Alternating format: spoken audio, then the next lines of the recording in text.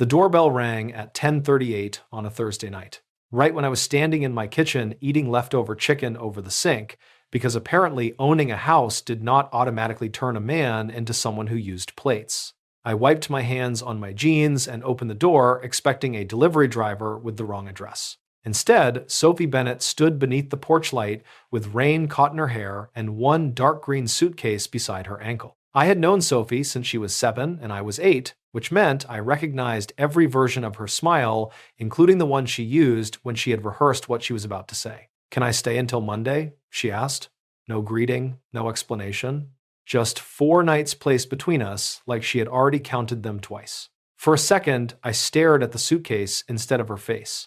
Sophie usually traveled with matching luggage, labeled packing cubes, and enough backup chargers to survive a small governmental collapse.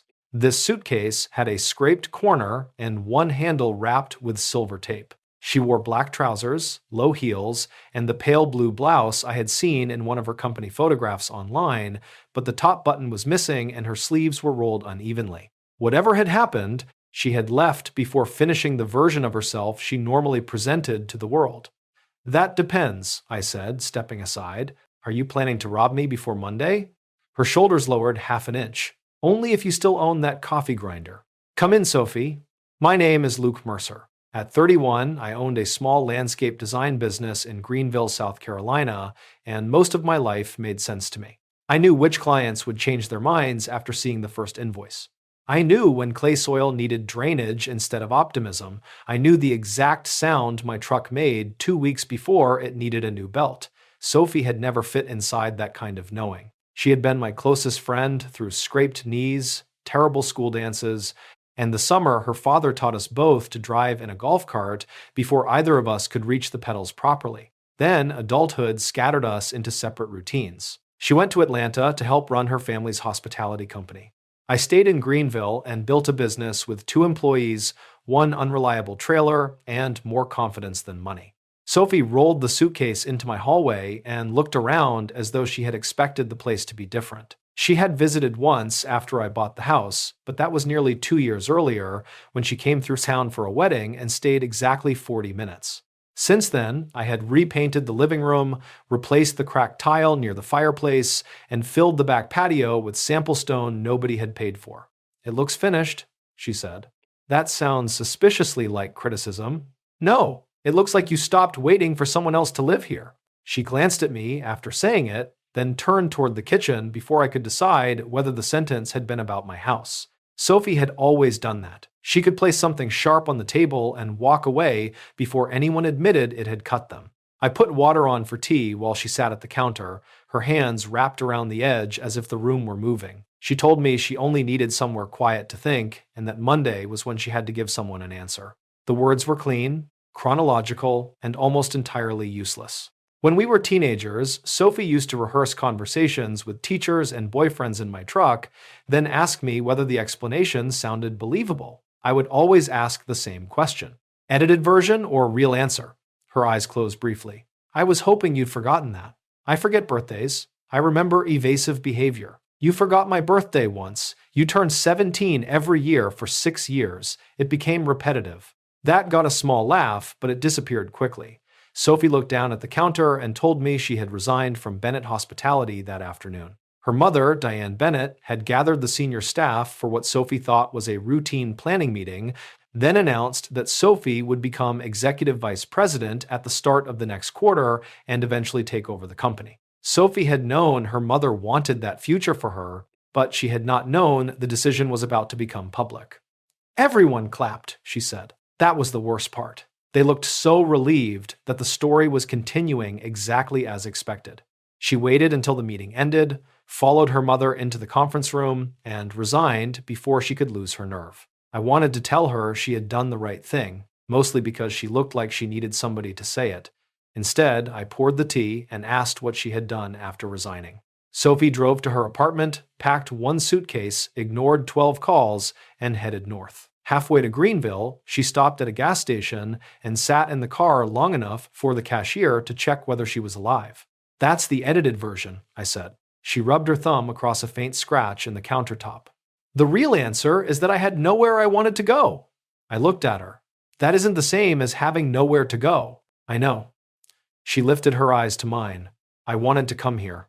The tea suddenly required more attention than tea had ever required in human history. I carried both mugs to the small table by the window, giving myself a few steps to decide how to respond without embarrassing either of us. Sophie followed and sat across from me, tucking one foot behind the other chair leg, the way she had done since childhood. She told me a nonprofit arts organization in Chicago had offered her a position overseeing community programs and public events. The salary was lower, the organization was smaller, and nobody in her family understood why she had applied. She had until 9 Monday morning to accept, so you quit a job you were about to inherit and drove to the house of a man who owns 3 nearly identical work jackets, I said. I own 5. That makes the decision worse. I asked why she had chosen me instead of one of the friends she spoke to every week. Sophie stared into her mug before answering. Because they know the version of me that has a plan. Her voice was quieter now, stripped of its usual speed. My family knows the version who can handle things. You're the only person who knew me before I became good at being impressive. I did not trust myself to answer immediately. I had spent years convincing myself that Sophie and I were important to each other in a historical sense, the way an old neighborhood or childhood song could still matter without belonging in your current life. Then she appeared with one suitcase and told me I was the only place she could arrive unfinished. That did not feel historical. You can stay, I said. Until Monday? Until Monday. Her expression softened, but I held up one hand before she could thank me. I'm not going to tell you that 4 quiet days will solve this. I'm also not going to call your mother, hide your phone, or help you fake your death. Sophie leaned back. You used to be more supportive. I used to help you cheat at miniature golf. My standards have evolved. She smiled, and for a moment she looked like the girl who used to sit on the hood of my first truck and steal fries from my dinner. Then she asked, "What do you think I should do?" I looked at the taped suitcase beside the hallway wall and then back at her. Before Monday, you need to figure out whether Chicago is the life you actually want or just the farthest place from the one you finally said no to. Her smile vanished, which was how I knew I had given her the real answer. Sophie did not answer my question that night. She carried her suitcase into the guest room, borrowed one of my old t-shirts because she had packed 3 blouses and apparently no clothing intended for sleeping, then closed the door with a quiet good night. At 6 the next morning, I found her in my kitchen wearing the shirt, bare feet, and the expression of someone who had been awake long enough to reorganize a stranger's cabinets. My coffee filters had moved beside the machine. The sugar had been transferred into a glass jar I had forgotten I owned. You've been here 8 hours, I said. 7 hours and 22 minutes. She poured coffee into my mug before I reached for it. Your kitchen had no system.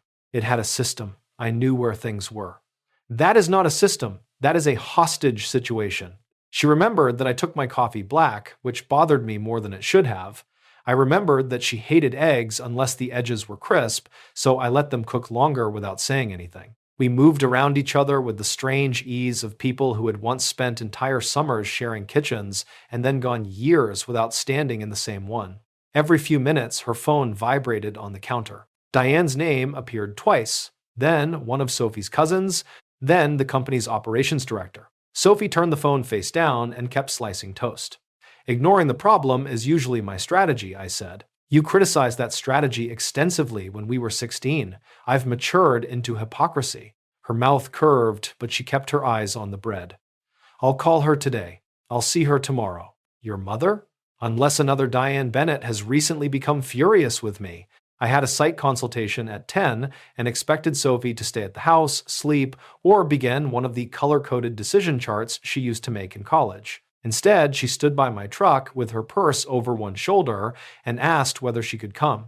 I told her I was inspecting a neglected courtyard behind a community arts center, not providing an emotionally restorative tour of Greenville. Perfect, she said. I'm currently opposed to restoration. I looked at the suitcase through the front window, still positioned neatly beside the guest room dresser, as though it had a departure time of its own. Then I unlocked the passenger door. You can come, but if you start criticizing my truck, you're walking back. She climbed in and adjusted the seat. The truck has already criticized itself. The Greenway Arts Center occupied an old brick school building near downtown. The courtyard behind it was a square of cracked concrete, struggling shrubs, and two metal benches hot enough to punish anyone who sat down in July. My job was to figure out whether the center could turn it into a shaded gathering space without spending money it did not have. Sophie followed while I checked drainage along the wall and measured the distance between the building and the property line. At first, she stayed quiet. Then the program director mentioned that they wanted to hold small performances outside, but could not afford a permanent stage. Sophie looked from the loading door to the broad set of concrete steps and asked why the steps could not become the stage. Within 10 minutes, she had rearranged the entire purpose of the courtyard without touching anything. She suggested removable shade sails instead of a fixed structure, portable lighting stored inside the old music room, and narrow planting beds that could double as boundaries during children's events. She asked the director how many people usually attended workshops, what time the Western Wall created shade, and whether local restaurants might sponsor folding tables in exchange for being included in event programs. Her voice changed as she spoke. It lost the careful neutrality she had used in my kitchen and gained speed, precision, and a kind of pleasure I had almost forgotten belonged to her. I stood near a blocked drain with my measuring tape hanging uselessly from one hand, watching Sophie become more certain with every practical question. The program director loved the ideas. I should have been annoyed that Sophie had turned my landscape consultation into an event planning session, but her suggestions changed the design in ways I would have missed. We sat on the steps afterward while the director returned inside to find old building plans. Sophie leaned back on her palms and looked across the ruined courtyard as though she could already see it full of people. "You know exactly what kind of work you want," I said. She glanced at me. "That was one courtyard. You asked 12 questions in 6 minutes and somehow convinced a nonprofit employee to request sponsorship from restaurants that do not know she exists yet." She was receptive. She was frightened to disagree. Sophie smiled, then looked away toward the brick wall. Knowing the work isn't the same as knowing where I belong. Her phone buzzed again inside her purse. This time, she took it out, read Diane's message, and typed a response before putting it away. "I told her I'll come by tomorrow afternoon." "Good. You sound like a parent. I'm 2 months older than you. You've been emotionally 47 since middle school." I let that pass because it was not entirely false. After a moment, she added, "I applied for Chicago 4 months ago." I turned toward her. Until then, I had assumed the offer arrived after some recent argument with her family. 4 months meant this decision had been growing quietly, while everyone around her believed she was preparing to inherit the company. "Why didn't you tell me?" I asked, and heard the accusation before I meant to put it there. Sophie studied her hands. We weren't exactly calling each other with important news. That was fair, which made it unpleasant. Our contact had become birthday messages, occasional photographs, and long conversations every few months in which we both pretended the gaps between them were normal. She rubbed her thumb along a chip in the concrete step. "Do you remember when you quit Caldwell Landscaping? I remember my mother asking whether I had suffered a head injury. You had steady pay, insurance, a company truck, and a boss who wanted to promote you. He also wanted me to design the same 6 yards until retirement." Sophie looked at me then. "You left anyway." I told her leaving had not been brave, it had been financially irresponsible, badly timed, and helped by the fact that I owned very little worth repossessing. She shook her head. "You decided your life was allowed to look different from the safe version everyone understood. I saw the post about your company and I kept thinking about it." She had applied to the Chicago organization 3 weeks later, late at night, without telling Diane or anyone at work. I tried to respond lightly, but the fact that my choice had quietly altered hers settled somewhere deep in my chest. "So this is my fault," I said. "Partly." "Good. I was worried I hadn't caused enough family conflict this year." She laughed, but her gaze stayed on me longer than the joke required. On the drive home, Sophie rolled down the window and let the warm air pull loose strands of hair across her face. She looked less exhausted than she had the night before, though not more decided. At a red light, she asked whether I would sit with her when she spoke to Diane. I assumed she wanted me to help explain Chicago or defend her resignation, and I told her that bringing the childhood friend she had fled to might make the conversation worse. "I'm not asking you to speak for me," she said. "Then, what are you asking?" She turned in the passenger seat, one knee angled toward me. "Sit beside me." When I start giving her the version that sounds responsible and reasonable, Ask me which answer it is. The light changed, but the driver behind me had to tap the horn before I moved. I wanted to refuse because Diane had known me since I was 8, and she would understand Sophie staying at my house in whatever way caused the most damage. I also wanted to agree before Sophie finished asking, which was its own problem. She's going to think I influenced you, I said. You did influence me. My hands tightened on the steering wheel. Sophie continued before I could respond. Not into quitting. Not into Chicago. You made me remember that choosing something is different from being good at what other people chose for you. She looked back through the windshield. I need one person in that room who knows when I'm disappearing into a good explanation. I told her I would be there. Sophie nodded once, as though she had expected the answer but had needed to hear me choose it anyway. The rest of the drive passed quietly, yet the silence no longer felt like the one from Thursday night. She'd arrived asking for a temporary room. By Friday afternoon, she had placed me beside her in a conversation that could permanently change her family, her career, and the city where she would wake up after Monday. I knew Diane might look at me and see the reason Sophie had run. The more dangerous truth was that I had started wondering whether some part of Sophie had come because she wanted me to become a reason to stay. Diane was due at 2 on Saturday, and by 1:15, Sophie had changed shirts twice, moved the same mug between 3 different cabinets, and rehearsed 4 versions of why she had resigned. Each version sounded reasonable. None sounded like her. She stood at my kitchen counter in a white blouse and dark jeans, speaking in the calm corporate voice she probably used when a ballroom flooded 6 hours before a wedding. I'm grateful for everything the company has given me, but I believe my professional development would benefit from I raised a hand, edited version, she stopped, I haven't finished, you said professional development. Your mother changed your diapers. Try again. Sophie glared at me, but the anger lacked commitment. She started over, this time explaining that Chicago offered a better alignment with her long-term priorities. I shook my head. Still edited, you are enjoying this. A little, she crossed her arms. Fine. The real answer is that I was becoming excellent at a life I didn't want, and everyone kept treating my excellence like consent.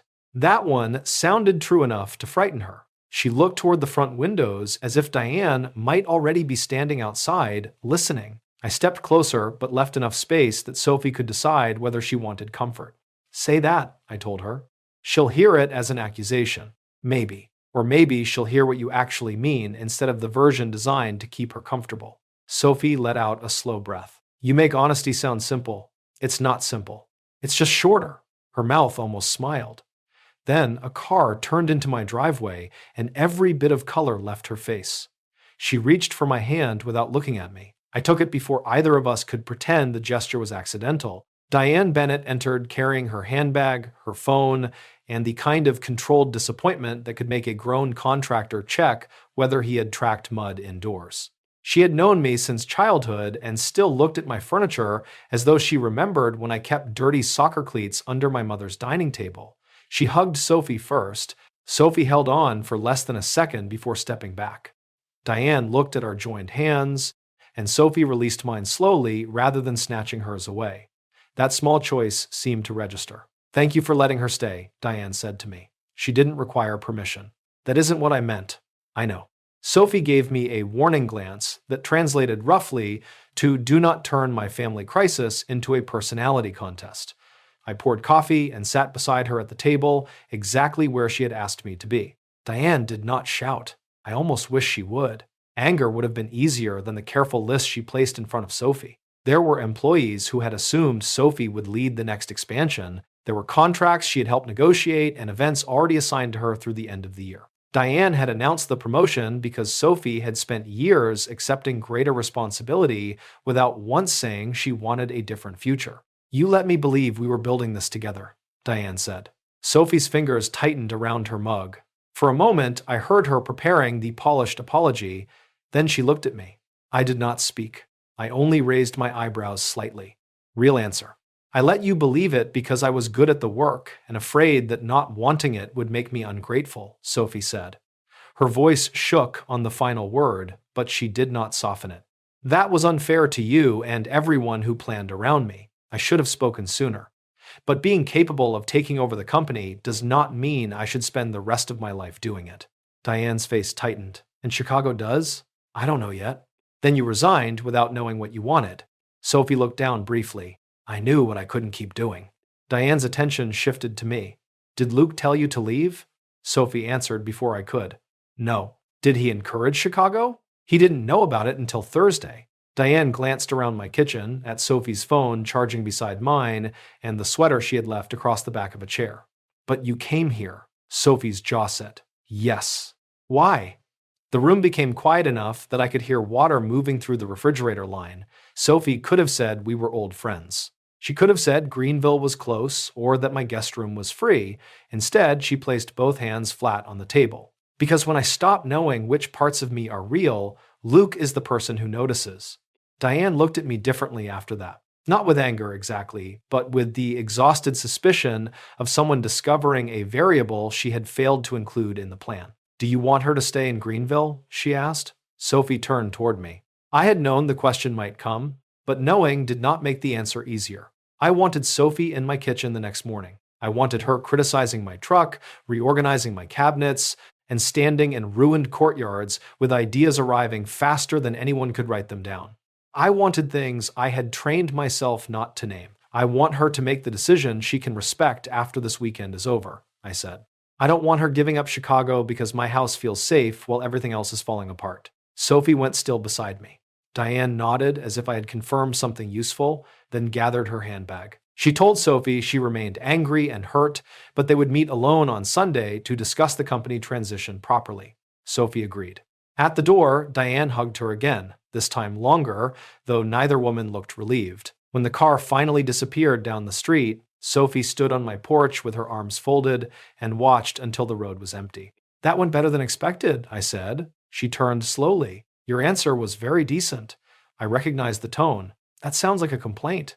It was careful, responsible, and completely infuriating. She walked past me into the house, and I followed her to the kitchen. Sophie began collecting untouched mugs with more force than necessary. What should I have said? I asked. Something true. It was true. She set one mug down hard enough to splash coffee across the counter. It was the version of the truth that asks nothing from me and risks nothing from you. I reached for a towel, but she took it first. You spoke like wanting me would somehow interfere with my freedom. You arrived here hours after quitting your job. I'm not going to use that moment to ask you to rearrange your life around me. Sophie wiped the same patch of counter twice. And what happens if I choose you without being asked? I don't know. That's the problem, Luke. You keep acting like silence is generosity. I wanted to argue because arguing would have been easier than admitting she was right. Instead, I gave her the edited version. I told her she needed time, that Chicago mattered, and that mixing old feelings with a major career decision would make everything harder. Sophie listened until I ran out of respectable language. Then she placed the towel down. Real answer. I looked at her across the counter. She did not blink. The real answer is that I've wanted you for so long, I stopped trusting the feeling, I said. The words came out rougher than I intended. I don't know whether you came here because you want me or because I'm familiar and nothing else feels steady. I can survive you choosing Chicago. I'm not sure I can survive becoming the comfortable place you stay until your real life starts again. Sophie's expression changed, not into pity or shock, but something quieter. She walked around the counter and stopped directly in front of me. Do you think I'm incapable of choosing you on purpose? No. Then stop treating me like every feeling I have this weekend belongs to the crisis. Her hand closed around the front of my shirt. I applied to Chicago before I resigned. I thought about you before I packed. And I came here because being known by you has always scared me less than being admired by everyone else. She rose onto her toes and kissed me before I found another careful answer. The kiss was not tentative. It was warm, deliberate, and brief enough that I understood she was proving a point, though my body had several objections to the brief part. When Sophie pulled back, her hand remained against my chest. That was not gratitude, she said. It was not panic, and it was not nostalgia. I touched her waist, but did not pull her closer. What was it? Her mouth curved slightly, though her eyes stayed serious. A choice I should have made before Thursday. Then she kissed me again, slower this time, and every sensible distance I had maintained since she arrived disappeared. When we finally separated, Sophie rested her forehead against mine. I thought crossing that line would answer the weekend's biggest question. Instead, it made Monday feel closer. "There's something else," she said. I felt the tension return to her shoulders before she spoke. "I still think I should accept Chicago." For several seconds after Sophie said she still thought she should accept Chicago, I kept one hand at her waist and tried not to react like she had placed a match against something dry. She must have seen the change in my face because she stepped back, not far, just enough to make sure the next words belonged to both of us instead of the kiss. "I'm not saying that to take anything back," she said. "Then what are you saying?" "That choosing you and choosing where I work are not automatically the same decision." I understood the sentence, I even respected it. That did not stop it from hurting. We spent the rest of Saturday evening being careful in a different way. The attraction was no longer hidden, but neither of us wanted to use it as a shortcut around the harder conversation. Sophie sat beside me on the back steps while the sky turned dark, her shoulder touching mine, and explained what the Chicago position actually involved. She would build neighborhood arts programs, coordinate public events, and work directly with community groups instead of arranging corporate conferences for people who judge the flowers before noticing the staff. I listened as she described the job, and the certainty in her voice made the answer obvious before she admitted it. "You want it," I said. Sophie looked down at her hands, resting close together on the step. "Yes, I think I do." Sunday morning, she drove to meet Diane alone. She did not ask me to come, and I did not offer, though every useful instinct in me wanted to fill her car with coffee, advice, and emergency snacks. Sophie stood in the hallway with her keys in one hand and watched me pretend to straighten a picture frame that had been level for 3 years. "You're doing the thing," she said. "What thing?" "Trying to help without technically helping." I lowered my hand. "I can stop. I know." She stepped forward and kissed me once, soft and quick. "That's why I can go do this by myself."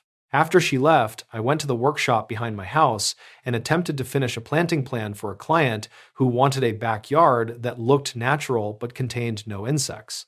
Usually work settled me. Measurements behaved. Plants did not ask whether I could love someone who lived 700 miles away. By noon, I had redrawn the same stone path 4 times and caught myself calculating the drive from Greenville to Chicago as though distance became reasonable when expressed in hours instead of longing. I had spent the entire weekend insisting Sophie deserved freedom, but I was beginning to see how conveniently that position protected me. If I never asked for anything, I could never be the reason she regretted giving it.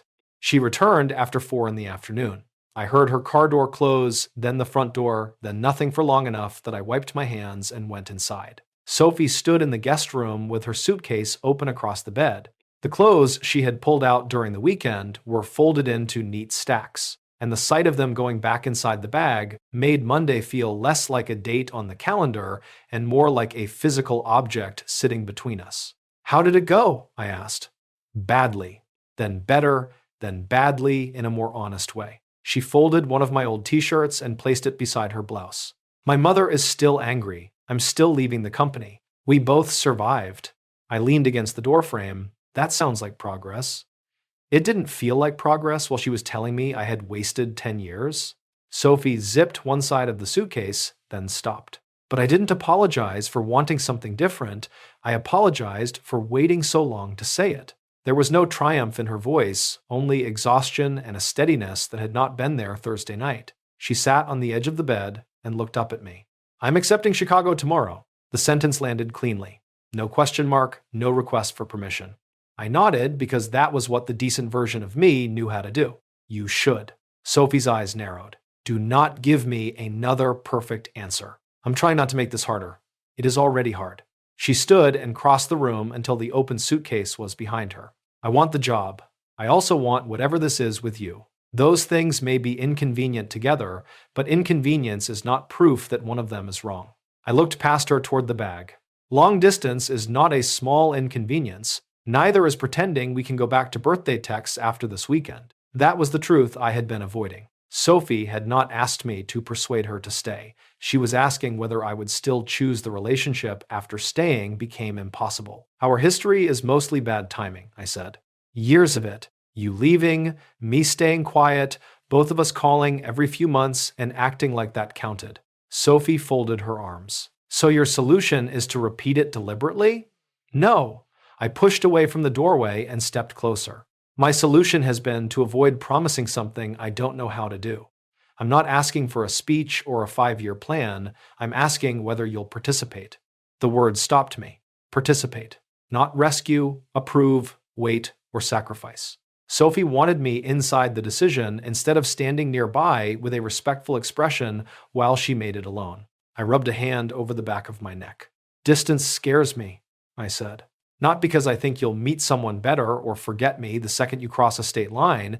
It scares me because I know how easy it is for two people to care about each other and still let weeks turn into months. Sophie's face softened, but she did not interrupt. And I don't want to be the man who tells you to follow the job and then quietly resents you for going. Then don't be, she said. Her voice was gentle, but the answer was not.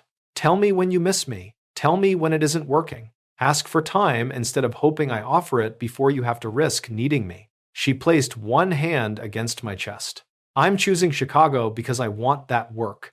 I'm standing here because I want you. I need to know whether you can let both of those things be true without waiting for one of them to fail. I covered her hand with mine. There were several polished things I could have said. Instead, I gave her the only answer that felt honest. I don't know yet, but I want to try more than I want to protect myself. Sophie kissed me then, not with the urgency of Saturday, but with a patience that somehow felt more dangerous. We spent the evening cooking pasta, packing the rest of her clothes, and talking about ordinary details we had never needed to consider when we were only friends. Flights, work schedules, whether she hated video calls as much as I did. Nothing was resolved, but the conversation itself changed something. We were no longer debating whether our feelings were real. We were deciding whether real feelings deserved structure. Near midnight, Sophie carried the closed suitcase into the hallway and placed it beside the front door. The dark green bag stood exactly where it had on Thursday, but it no longer looked temporary. She checked her phone and set an alarm for 8:30, then showed me the calendar invitation for her 9 o'clock acceptance call. Tomorrow, she said. Tomorrow, I repeated. She went to the guest room after kissing me goodnight, leaving the door partly open. I remained in the living room, staring at the suitcase and understanding that Sophie had already made her difficult choice. By morning, I would have to decide whether loving her meant watching her leave or finally giving her a reason to believe I intended to follow. At 8:20 the next morning, Sophie sat at my kitchen table with her laptop open, her phone beside it, and both hands wrapped around a coffee mug she had not touched. The suitcase waited by the front door. I had been awake since 5, though I had spent most of that time pretending to check invoices while rearranging my work calendar. Sophie watched me place a notebook beside her laptop. You're being suspiciously organized, she said. I own a business. You once sent me a receipt photographed beside a sandwich. It provided scale. Her smile appeared briefly, then faded when the clock changed to 8:59. The call connected at 9. I stayed at the kitchen counter, near enough that Sophie could see me, but far enough that the decision remained hers. A woman from the Chicago organization welcomed her, reviewed the start date, and asked whether she was ready to formally accept the position.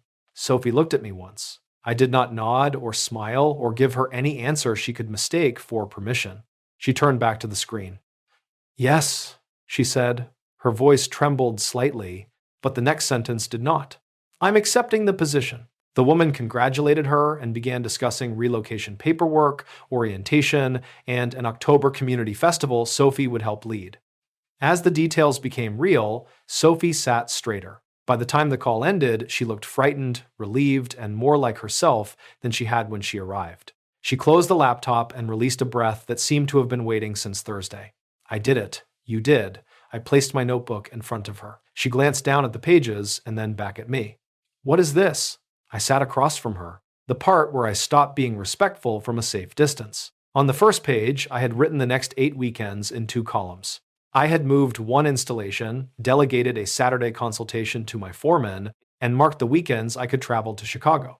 On the opposite side, I had listed dates. Sophie could return to Greenville without interfering with her first month of work. None of it was romantic in the way movies understood romance. It was flights, driving time, project deadlines, and an embarrassing amount of handwriting crossed out because I had forgotten Chicago was in a different time zone. Sophie studied the page in silence. I felt more exposed than I had during either kiss. I'm not asking you to turn down the job, I said. I'm asking you not to leave this undefined, because distance gives us a respectable excuse. She looked up slowly. Luke, I know a calendar isn't a grand gesture. No, it's painfully on brand. I ignored that. I want a real relationship, not a 4-day exception, and not an old friendship we talk about like it almost became something. I want plans. I want to know when you're coming back, and I want you to know when I'm showing up there. I want us to say when something is hard instead of becoming considerate strangers again. Sophie's eyes had started to shine, but she kept listening. I told her I could not promise I would be good at long distance immediately. I would probably underestimate travel time, dislike video calls, and occasionally try to solve missing her by working later. She would overbook herself, answer messages while we were talking, and insist she was fine when she was exhausted. That sounds less romantic when you say it aloud, she said. I'm building confidence. Then I gave her the real answer. Steadiness has been the respectable name I give fear. I stayed quiet for years because silence let me believe I hadn't lost anything. I don't want to do that with you again. She reached across the table and put her hand over mine. I'm not asking you to follow me to Chicago. Good. I own several £1,000s of equipment here. I'm asking whether we can build something before we know where it ends. I turned my hand beneath hers and linked our fingers. Yes. The word felt smaller than the decision, but Sophie understood it. She pulled the notebook closer, opened her calendar, and began entering the dates. She booked a return flight for 3 weeks later while sitting across from me. Then she added a note beside one of my Chicago weekends that read, Luke complains about cold, bring extra coat. I do not complain about cold, I said. You complained during a grocery store freezer malfunction. That was targeted weather. We agreed on rules, though Sophie refused to call them rules because she said that made our relationship sound like a municipal project. We would not treat distance as a test one of us had to pass. We would not count missed calls as proof that the other person cared less. We would ask directly for time, visits, and reassurance instead of waiting for the other person to guess. Most importantly, neither of us would make a permanent sacrifice during the first months simply to prove seriousness. If our lives eventually needed to move toward the same city, we would choose that future with clear eyes rather than panic. At 11, Sophie carried her suitcase to the porch. Monday had arrived exactly as promised. I took the bag from her and placed it in the trunk, but neither of us closed the car door. This feels strange, she said. You've left this house before. Not like this. She looked toward the porch where she had stood 4 nights earlier asking for somewhere to stay. I came here because I didn't know what else to do. I know. I'm leaving because I do. There was pride in her voice, but also enough sadness that I had to resist asking for one more day. Instead, I handed her the notebook page with our first dates copied neatly at the top. Sophie folded it and placed it in her purse. Then she stepped close and wrapped her arms around my waist. I love you, she said against my shirt. There was no build-up and no perfect timing. The words simply arrived because she had decided not to edit them. I held her tighter. I love you too. She leaned back and studied my face. That was almost emotionally efficient. Don't spread it around. I kissed her beneath the same porch light that had caught the rain in her hair on Thursday. This kiss did not ask her to remain. It gave her something clear to return to. The first months were not easy, but they were real. Sophie built programs in Chicago that filled old community rooms with music, children's workshops, and neighborhood performances. I learned that a 6:30 flight required leaving my house at an hour, usually reserved for criminals and fishermen.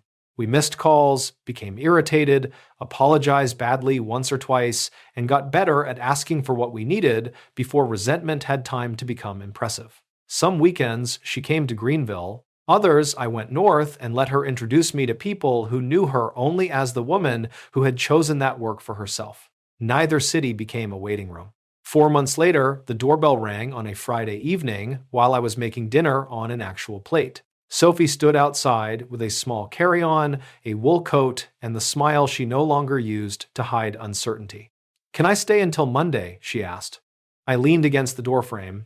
You know the code. I know. She held out the suitcase handle. I like choosing to ask. I took the bag and stepped aside. This time, she was not escaping a life, and I was not offering shelter until she found one. She crossed the threshold because we had made returning part of the life we were building.